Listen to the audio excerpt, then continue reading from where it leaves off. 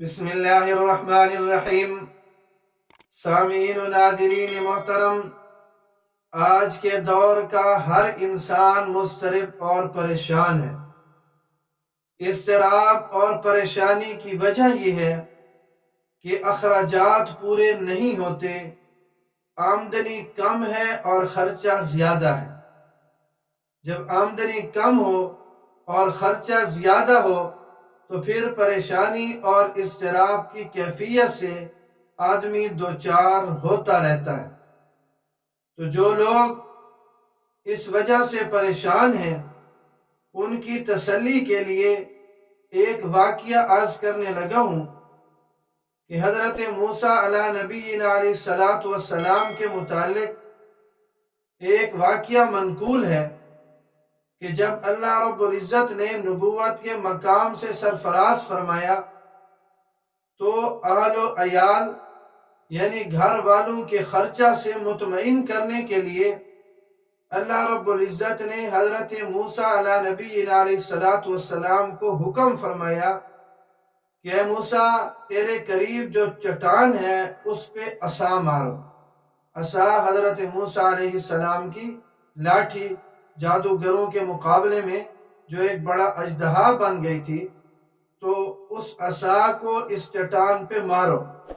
حضرت موسیٰ علیہ نبینا علیہ السلام نے اس حکم کی تعمیل کرتے ہوئے جب عصا مارا تو اس چٹان کے دو ٹکڑے ہو گئے اور درمیان سے ایک پتھر نکلا۔ پھر حکم ہوا کہ اے موسیٰ، اس پتھر پہ عصا مارو۔ حضرت موسیٰ علیہ السلام نے اس پتھر پہ جب عصا کے ذریعے ضرب لگائی تو ایک عجیب و غریب کیڑا نکلا اس پتھر سے، یعنی چٹان کو توڑا، پتھر نکلا اس پتھر سے۔ پھر جب اس کو توڑا گیا تو اس سے ایک کیڑا نکلا جس کے منہ میں ہرا سبز پتا تھا بطور غذا کے۔ اس کے ہونٹ ہل رہے تھے۔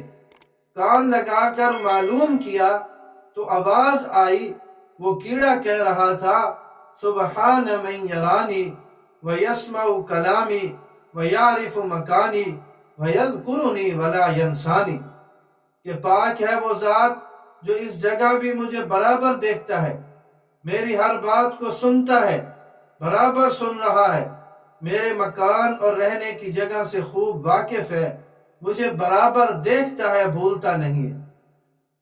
تو اس واقعہ سے ہمیں یہ پیغام ملتا ہے کہ جو رب دو پتھروں کے درمیان ایک کیڑے کو رزق اور غذا پہنچا سکتا ہے، وہ ہماری ضرورتیں بھی پوری کر سکتا ہے۔